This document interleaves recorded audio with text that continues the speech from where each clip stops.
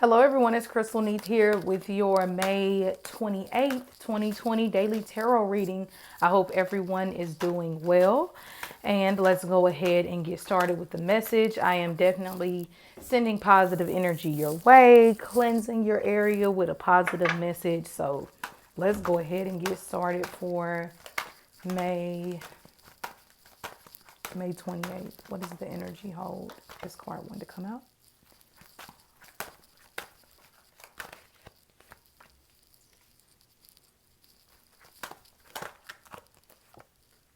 Okay, so we have the Ace of Swords in reverse, the Eight of Swords, and the Ace of Wands in reverse. All right, so see you all. I told you sage is always everywhere, and then I have these little black marks on my on my table. Okay, so anyway, it's okay. Ace of Swords in reverse. Okay.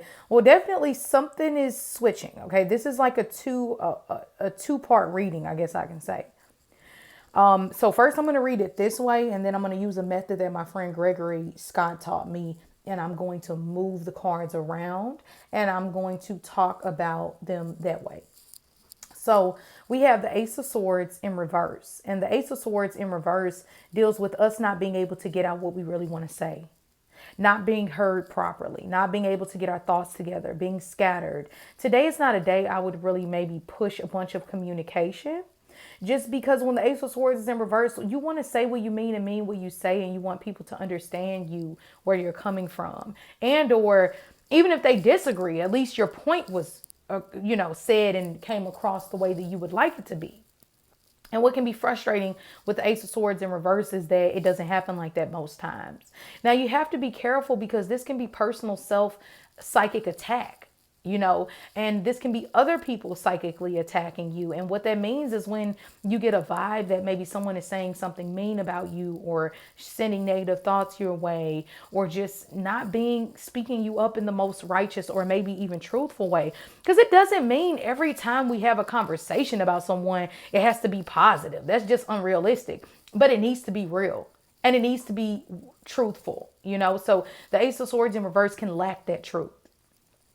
Then we have the Eight of Swords in reverse. And the Eight of Swords in reverse is coming out of a period of being in mental turmoil. Literally trying to outthink a situation that was supposed to be a serenity prayer moment. Give me the wisdom to accept what I can't change and have the ability to change what I can. You all know the serenity prayer. And if you don't, look it up. It's a great one to know. And to just look on from time to time. Because the Eight of Swords in reverse says this too shall pass. It's okay to release negative thought patterns that you can't control. Everything is a work in progress. So the Eight of Swords in reverse says don't be too hard on yourself. You're not outcasted. You're not alone. You're not losing. Everyone else isn't living this great life and you aren't. Sometimes the Eight of Swords in reverse can be literally thinking people are talking about you who really is not talking about you, or like thinking yourself into an unrealistic situation. Seriously. Eight of Swords in reverse, you're coming out of that luckily, but you also have to be careful on a day like this with the Ace of Swords in reverse next to it, not to go into overdrive with this, because this can be you continuing a cycle that's like, what the hell? Stop that. All right. So this is one way. And then we have the Ace of Wands in reverse too, that can kind of just make you a bit lazy and or lack stamina. Sometimes it is a bit of a sexual card, so it can kind of have that.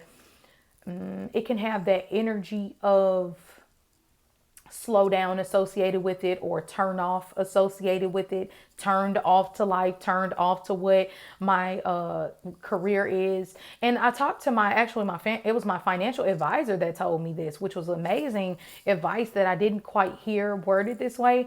And he said, man, if you have a career that you love 80% of the time doing it, man, do you have a great career? And it was just confirmation. And he didn't even know how deep that hit me, because it was validation. Because at that point, like, I've been at a place of, some of you all know I had my daughter back in November. So I'm a new mommy all over again. I have an 11-year-old. I have a family, things like that. So just really trying to time manage and balance things, and lessen some of my, I should put it like this, spread out some of my readings. Not feel so convicted to do a reading as soon as possible, but to do it when it's possible for me. And so learning ways like that of loving myself enough to say, I need to spend some time with myself and with my family, and I'll do as much as I can, and what I can't do, I hope people love me enough to understand that I'm doing my best, you know? And so if that 20% out the year, you need to take a break. I had a couple free readings that people won over the weekend that I wasn't able to get to. I still haven't gotten to. I wanted to get to them Saturday, but I just have not been able to. So things like that, knowing when you have to just put yourself first. And even if it was a paid reading, I would let that person know, hey, this never happens, but I can either refund you. In that instance, I can either refund you, or either I can do it later. And most people are very understanding. They'll say, hey, no, I get it. And I don't go into full detail of why, but I'll just say, hey, some things came up. Is it okay if we do your reading tomorrow? You know, or next week, and I'll give you an extra 10 free 10-minute reading to that you can use later on. You know, I just always try to be thoughtful like that. So this day kind of has that turn off, that slow down, that 20% of not really enjoying what you're doing. That's what I'm getting at. That's why I told that story. If you love what you do 80% of the time, that's great. Okay, so now let's turn the cards around. All right.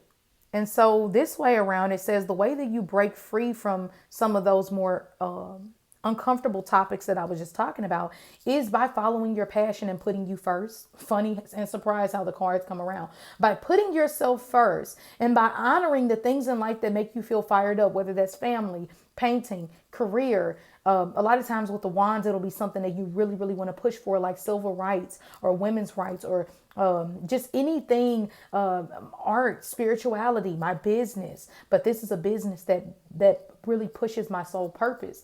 Man, the Ace of Wands is giving you that energy today. Eight of Swords is saying, once again, don't get trapped in your thoughts. Don't get so caught up on what you don't have, or what you're still waiting on, or what everyone else has that you don't. We should never, ever, ever compare ourselves to other people. The moment you compare yourself to another person, you are losing. Seriously. You're losing, because you're allowing yourself to watch other people too closely. You're allowing yourself to compare yourself to other people who don't probably even know you exist, or just comparing yourself to people who aren't comparing themselves to you. We don't want to put ourselves in situations where we're in competition with individuals that aren't in competition with us. Our only competition is the person in the mirror. The only person you should be competing against is yourself and the person that you were yesterday, like Infinite Water says, okay?